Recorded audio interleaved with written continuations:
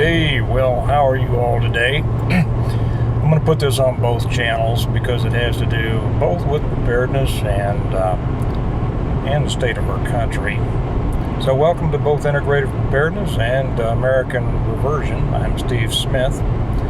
I had somebody ask me the other day, you shouldn't tell people your name. Okay, I've been meaning to make one on OPSEC one of these days. So I'm going to do that and explain some things. I'm headed out to a small town and another location, actually one of our locations that's south of the metro Kansas City area. See, Steve, you just gave away OPSEC. Do you know how much land is south of the metropolitan Kansas City area? I mean, could be Peru. So anyway, as I was heading out there, I saw something today on the news. And what I want to talk about with this up front is the enemy within. Because while they have us all excited about everything that's going on in Ukraine and Russia and China and every place else in the world, that's nothing but sleight of hand. It's to take everyone's minds off of what is going on right here in our own country, and it's nothing new. It's been going on for, well, ever since I've been old enough to pay attention, and I'm sure it's been going on a long time before that. Our enemy truly is within our own country, our true enemy. If we didn't have enemies in our own camp, we wouldn't have much to worry about. That's what I want to talk about. This morning, as I was going through the news, I saw an article, an interview. I forget, it was one of the news networks was interviewing a sheriff from Idaho and talking about the fentanyl crisis up there. And I've posted that. You can find it yourself if you liked it. I've posted that over on the Patreon channel for those of you who are on Patreon. And almost immediately once I did, Kevin, one of our top tier commenters, came on and said it's all by design. The government is, I forget exactly how he put it, but it is aiding and abetting, and he's exactly right. I've told you this about my days working narcotics. But as I was driving out here, first off to stop through this small town before I go on to the location, the thought occurred to me, as it all often does when I come to these small towns. You know what the biggest problems out here in the small towns are?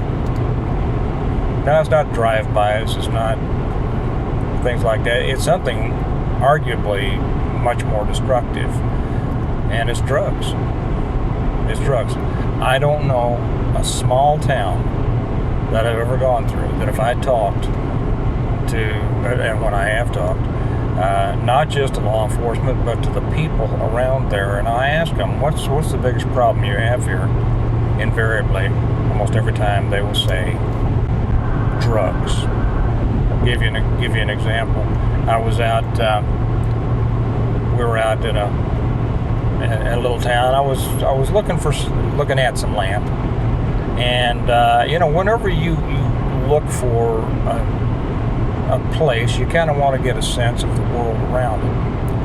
And so I said, well, let's go in here. Let's find a local restaurant to eat in. And this was a small town. It wasn't a tiny town, but it was a small town.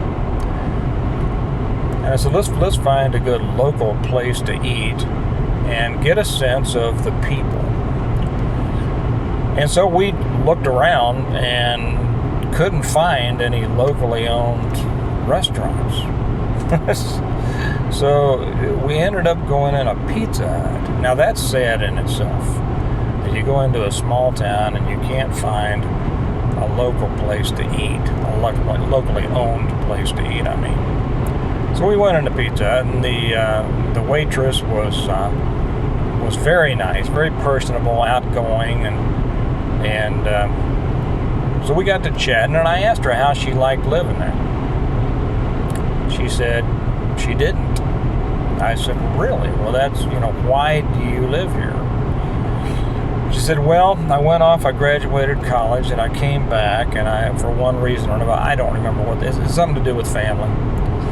And she says, if I didn't have to live here, I wouldn't. And I said, well, we're talking about, Americana, small town America. I said, well, why? What's wrong? She said, drugs. Every young person out here is on drugs.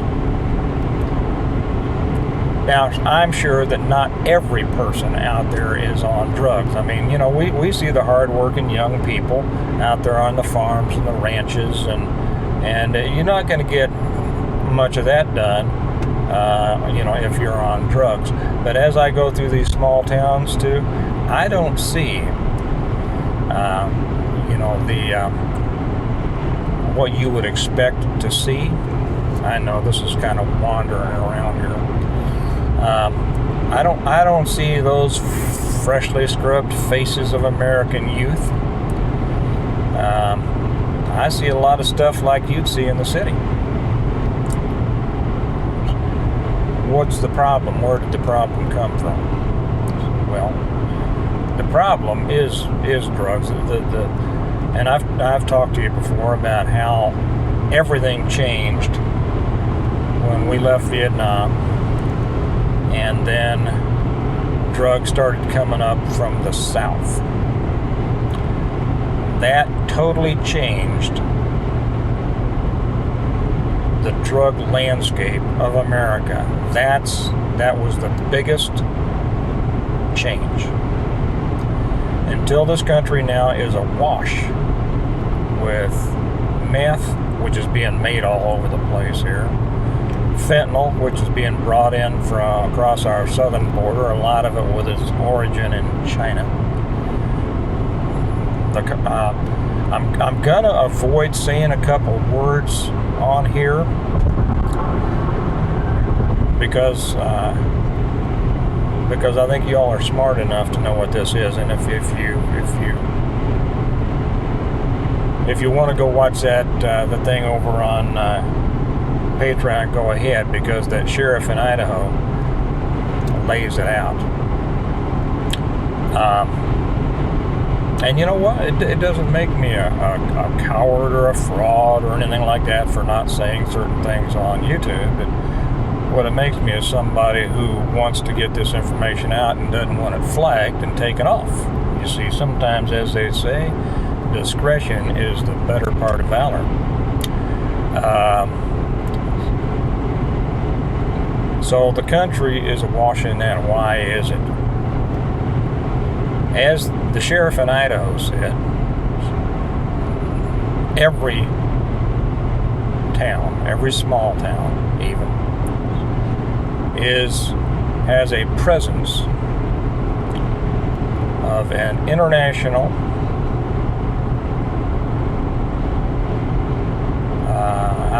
criminal organization in it. You might think that you don't. You might think, you might live way up on a mountain someplace in the Rockies or some of that beautiful country that we just got back from out there west. You come down off your mountain and you go to the first town you get into, and if you open your eyes, you're going to see it's full of drugs. So why is it? First off, a permissive society, a weak society, a society that would rather be stoned than involved, a society that would rather make excuses for its failures than work for successes. Permissive parents, permissive teachers, permissive churches, and then a government who sees how much more powerful they can be by preying on the weakness of their subjects. That's right. I've probably said it on here before. We could have cleaned up the drug problem in America within a year. We could have done it in my city within a month. But we could have stopped it. we didn't because we couldn't, because we weren't allowed to. You guys who were in Vietnam, you weren't allowed to win that war, were you? That's right, you could have. You essentially did, militarily. You weren't allowed to, because the purpose of that war wasn't to win it, it was to make money. Like pretty much every war. Well, we weren't allowed to win the so-called war on drugs, because the war on drugs was a moneymaker for politicians and corporations. That's one of the reasons that I left. I saw it was a big con. Our enemy is right here in our own country. Our enemies are the politicians who allow this and push this, the bureaucracy that there's another term for, but the established bureaucracy who needs to keep these problems going in order not just to sustain their own jobs and departments, but to grow, and they always do. So, leaning toward the political side here, well, first off, let me lean toward the preparedness side. You need to understand that you have to be prepared to protect yourself anywhere, everywhere, at any time. There is no such thing anymore, if there ever was, as a safe place. You know, we make fun of these safe spaces that are all the rage now, but really a lot of Americans historically have had that idea. We're in our safe space, our safe place, either because we have the police around us in the city and suburbs, or because we live out in the sticks and nobody's going to come out here. Neither one of those are true. And I'll tell you, rural America, it can be extremely dangerous, because nobody can hear you screaming. So that's the first thing that people need to understand and accept. There are no safe places. The only place that's safe is the place that you make safe to the best of your ability, and to the extent that you can make it safe. That's it. That's number one. Always be prepared. Wherever you are, wherever you're going. Always. And then what that means is be prepared to defend yourself against somebody wanting to take your stuff or your life. On the political side, the reasons that these problems have been allowed to get so big is because of the politicians. They get their power from it. They get their money from the problems. They get their I'm going to do a little, never mind. And this is what they want. You see, these things wouldn't go on if the government didn't allow it. And the government doesn't allow what it doesn't want. So the government wants it. The only reason that occasionally we get pushback and we get improvement is because of those people who are involved politically. Okay? Oh yes, the optimistic voter. Some people make fun of people who vote. Well, the people who vote for the more conservative choice are the reason that you're not living in communist America. Well, some would say that we are, but we're not quite yet. The only reason you're not living in a totally totalitarian country right now is because of political efforts. But politics, political action, isn't just voting. It's much, much more than voting. It is political involvement. And if all you do is vote, and you don't stay on top of the people afterwards, if you don't educate yourself about the people running, and you don't stay involved, whether it's individually, whether it's part of an organization or whatever, then you may be involved in the voting process, but you are only minimally involved in the political process, and you're not really involved in the fight. You are not involved in the fight. You know, I hear so many people out there talking about being ready to fight, and then, but they're not even, involved politically, because they say, well, politics doesn't work, politics doesn't matter, politics, blah, blah, blah, blah. Well, they're not ready to fight. They've shown they're not ready to fight, because there's a way to fight now, and they're not doing it. I'm going to be making another one, and I'm not sure whether I'll be able to put it on YouTube, or it'll have to only be over on Patreon.